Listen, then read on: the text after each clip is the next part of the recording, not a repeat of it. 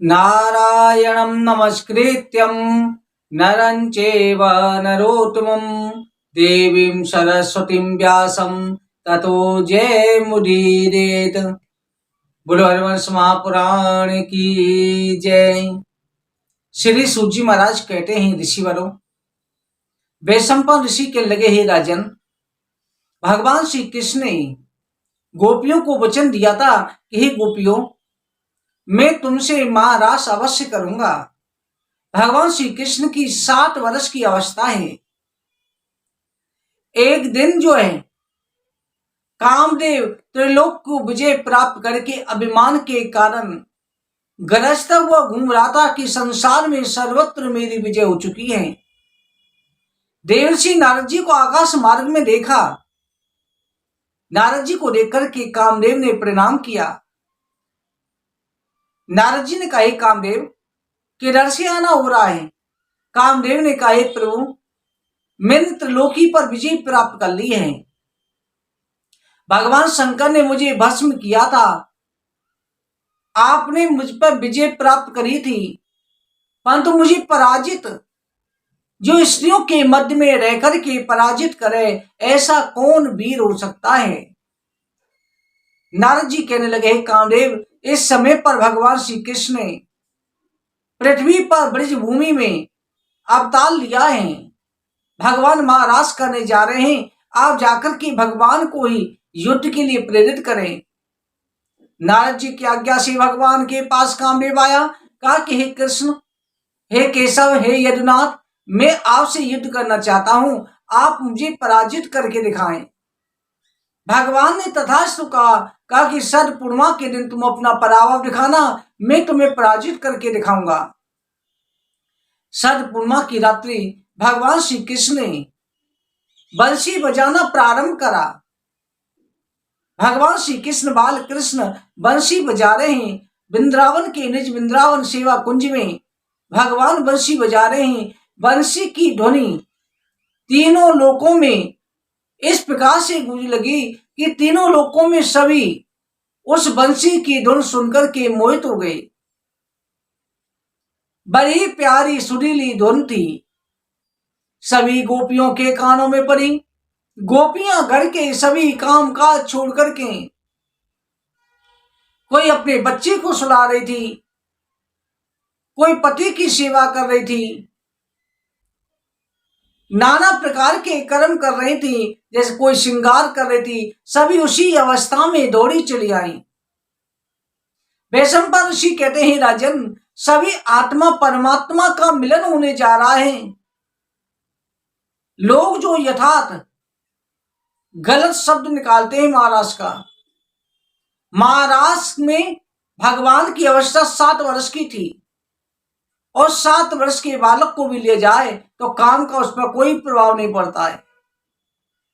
भगवान ने 7 वर्ष से युगल रूप धारण कर लिया। राधा रानी अपनी सखियों के साथ प्रकट हो गई, सभी सखियां आ गईं। भगवान ने सभी गोपियों के साथ में महारास प्रारंभ किया। अचानक से भगवान गोपियों के मध्य से अदृश्य हो जाते हैं। गोपियों ने गोपी गीत गाकर के भगवान का आराधना, भगवान की उपासना करी। भगवान प्रकट हुए। उसी समय कामदेव अपनी दिव्य सेना के साथ प्रकट हुआ। कामदेव ने अपने सभी गणों के साथ, सभी ऋतुओं के साथ मिलकर के ऋतुआं प्रकट कर दी और गोपियों के हृदय पर काम बाण चला दिए। सभी गोपियां भगवान के चारों तरफ घेर करके खड़ी हो गई। भगवान ने उतने ही रूप धारण कर लिए। ललता विशाखा सखी दरवाजे पर पहरा दे रही हैं कि कोई भी पुरुष महारास में प्रवेश नहीं कर पावे। आप सभी भी इसी प्रकार से ध्यान करें कि आप भी भगवान के साथ में महारास में प्रवेश कर चुके हैं। आप भी अपने मन को वृंदावन बना लीजिए, अपनी आत्मा को परमात्मा के साथ मिला लीजिए। ये आत्मा परमात्मा का मिलन हो रहा है। जिस भक्त के हृदय में महारास होता है उसे जन्म मरण से मुक्ति प्राप्त हो जाती है। वो आत्मा से परमात्मा बन जाता है। तभी तो कवियों ने, रसिक जनों ने भाव प्रकट किया है। राधा नाचे कृष्ण नाचे, नाचे गोपी जन, मन मेरो बन गयो सखीरी पावन वृंदावन। अपने मन को वृंदावन बना लो, इस प्रकार से भावना करो। राधा कृष्ण नृत्य कर रहे हैं, महारास की लीला प्रारंभ हुई। भगवान भोलेनाथ समाधि में बैठे हुए देख रहे हैं, सभी देवियां महारास में प्रवेश कर गई हैं। 64 करोड़ गोपियां उस महारास में थी, जिनमें देवांगना भी सम्मिलित हुई। लोगों के मन में आता है कि वृंदावन के अंदर इतनी सभी गोपियां कैसे आ गईं? जो शून्य में ब्रह्मांड को समा सकते हैं, जिनके एक एक रोम में अनंत ब्रह्मांड होते हैं, वो परमात्मा क्या नहीं कर सकते? उनकी कृपा दृष्टि से एक चुल्लू में भर करके पूरे समुद्र को अगस्त ऋषि पी सकते हैं, तो वो परमात्मा क्या नहीं कर सकते? भगवान भोलेनाथ देख रहे हैं, कह रहे हैं कि प्रभु का महारास हो रहा है। माता पार्वती कह रही है, स्वामी मैं भी कृष्ण के महारास में जा रही हूं, मेरे भ्राता है श्री कृष्ण। क्योंकि आज शक्ति भगवान नारायण को अपना भाई मानती हैं। मैं महारास में जा रही हूं। भगवान शिव जी कहते हैं, देवी मैं भी महारास में चलूंगा। तभी तो कहा जाता है ना, एक दिन वो भोले भंडारी बन करके ब्रजनारी वृंदावन आ गए। कहा कि देवी मैं भी महारास में चलना चाहता हूं। पार्वती जी कहती हैं, स्वामी वहां पर केवल स्त्रियां जा सकती हैं, पुरुषों का प्रवेश वर्जित है। भगवान शिव जी बोले, देवी मेरा भी 16 श्रृंगार करो, मुझे भी गोपी बना दो। अब पार्वती जी श्रृंगार कर रही हैं, परंतु गोपी भाव नहीं आ रहा। कहा कि वहां पर बता देना कि मेरी सहेली है, इसकी अभी नई शादी हुई है, परंतु गोपी भाव नहीं आ रहा। तो भगवान शिव जी ने जैसे चलने के लिए दरवाजे पर पहुंचे, अंदर प्रवेश नहीं हुआ कि गोपी भाव नहीं है। नारद जी भी आ गए, बोले भोलेनाथ मैं भी इस महारास में प्रवेश करना चाहता हूं। भगवान शिव जी ने और नारद जी ने, कहा जाता है नारद जी ने राधा कवच और भगवान शिव जी ने कृपा कटाक्ष गाया। तब राधा रानी की दर्शन हुए, राधा रानी ने कृपा करी, उनको गोपी भाव में परिणत कर दिया। कहा कि इस कुंड में स्नान करो। राधा कुंड में भगवान भोलेनाथ ने स्नान किया, वो गोपी बन गई। और नारद कुंड में, जहां कुंड में नारद जी ने स्नान किया, वो नारद कुंड बन गया। भगवान शिव जी ने जिस स्तुति को गाया वो कृपा कटाक्ष कही जाती है।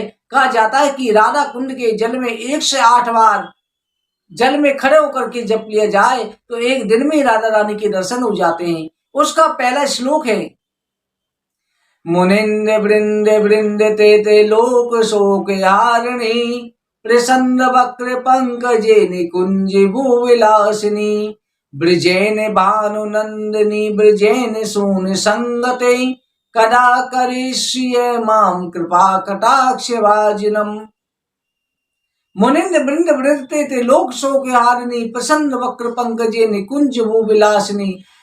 जिनको रिद्धि सिद्धि सुर नर मुन, बड़े बड़े योगी जन जिनकी आराधना करते हैं, स्वयं जगदीश्वर भगवान श्री कृष्ण जिनकी स्तुति करते हैं, उन राधा रानी की मेरे ऊपर कृपा दृष्टि हो। हे राधे रानी मुझ पर कृपा आप कब करोगी? स्तुति की गई, राधा रानी की जब स्तुति की गई, राधा रानी ने इसी स्तुति से प्रसन्न होकर के भगवान को, भोलेनाथ को गोपी भाव प्रकट किया। रास मंडल में प्रवेश हुआ, मां रास लीला प्रारंभ हुई। 1 वर्ष की वो रात्रि हो गई थी। चंद्रमा अपनी जगह पर स्थिर हो गए, समय को शून्य कर दिया भगवान ने, समय चक्र को बदल दिया। 1 वर्ष की रात्रि हो गई, पूरी रात महारास चलता रहा। रात भर नृत्य कर रहे हैं, महारास चल रहा है। राधा रानी की, भगवान कृष्ण की सभी सखियां सेवा कर रही हैं। देवता आकाश से फूलों की वर्षा कर रहे हैं। भगवान श्री कृष्ण ने, राधा रानी ने पूछा, पार्वती जी से पूछा कि सखी, तुम्हारे साथ में जो सखी है इसने घूंघट क्यों मार रखा है? इस महाराष्ट्र में तो सभी स्त्री हैं, केवल पुरुष श्री कृष्ण हैं, तो कृष्ण से घूंघट क्या? पार्वती जी ने कहा कि देवी, मेरी सखी का अभी विवाह हुआ है, गौना होके आया है, इसलिए इसने शर्मा के घूंघट मार रखा है। परंतु राधा रानी की आज्ञा से भगवान भोलेनाथ घूंघट नहीं उठा रहे। भगवान श्री कृष्ण ने कहा, देवी अभी देखो, भगवान श्री कृष्ण ने अपनी बंसी बजानी शुरू करी। जैसे ही मधुर बंसी का स्वर गूंजा, भगवान भोलेनाथ अपने गोपी बाप को भूल गए। इतने उसमें प्रेम में व्याकुल हो गए कि उन्हें कुछ भी ज्ञान नहीं रहा। भगवान भोलेनाथ की सिर से साड़ी खिसक गई। उन्होंने तांडव नृत्य शुरू कर दिया। सभी गोपियां इधर उधर भागने लगी। क्यों भगवान शंकर का रूप लेते सभी ने पहचान लिए तो भोलेनाथ हैं। भगवान ने अपनी बंसी बंद करी। भगवान भोलेनाथ को होश हुआ, साड़ी संभालने लगे। भगवान श्री कृष्ण ने कहा, हे भोलेनाथ, हे भोले बाबा, अब आपको छिपने की आवश्यकता नहीं है। आपके आगमन से मेरा वृंदावन पवित्र हो गया। आज से आप गोपीश्वर महादेव के नाम से वृंदावन में वास करेंगे। जो आपका दर्शन करेंगे उन्हें मेरी कृपा दृष्टि प्राप्त होगी। आपके दर्शन के बिना मेरा दर्शन अधूरा रहेगा। आपके दर्शन के बिना मेरे महाराष्ट्र में प्रवेश नहीं मिलेगा। मेरे वृंदावन के आप स्वामी हो गए, आपको गोपेश्वर महादेव का जाने लगेगा। बोलो गोपेश्वर भगवान की जय। गोपेश्वर महादेव, आज भी वृंदावन में जाओ, गोपेश्वर महादेव का गोपी रूप में श्रृंगार किया जाता है। भगवान श्री कृष्ण ने महाराज की लीला करी। महाराज में उस रास लीला में काम पर विजय प्राप्त करी एक से एक सुंदर दिव्य गोपिकाएं थीं। उसी समय कामदेव आया, त्रायमाम कहता हुआ, हे प्रभु, हे अच्युत, आपसे नाम आपका अच्युत भी होगा। जो अच्युत कहते हैं, जो किसी से भी न पराजित होने वाला योगी राज भगवान श्री कृष्ण को नमस्कार है। चरणों में गिर पड़ा, प्रभु मुझे वरदान दीजिए, मैं आपका पुत्र बनना चाहता हूं। भगवान ने तथास्तु कहा कि रुक्मणी के गर्भ से तुम्हारा जन्म होगा। भगवान ने वरदान दे दिया। ऐसे दीन दयालु भगवान हैं गोपेश्वर महादेव। भगवान श्री कृष्ण की मां रास लीला इस प्रकार से हुई। राधा रानी की कृपा प्राप्त हो जाती है जो मां रास की कथा का श्रवण करते हैं। अगर मन में किसी भी प्रकार का काम विकार आ रहा है, महाराज की कथा श्रवण करने मात्र से काम पर विजय प्राप्त हो जाती है। इस प्रकार से भगवान ने महाराज लीला करी। पूरी रात्रि काल व्यतीत हो गया, प्रातः काल का समय होने जा रहा है। भक्तों, आज की कथा कर पे विश्राम करते हैं। बोले वृंदावन बिहारी लाल की जय, हरवंश महापुराण की जय। जय जय श्री राधे, जय जय श्री राधे, जय जय श्री राधे श्याम।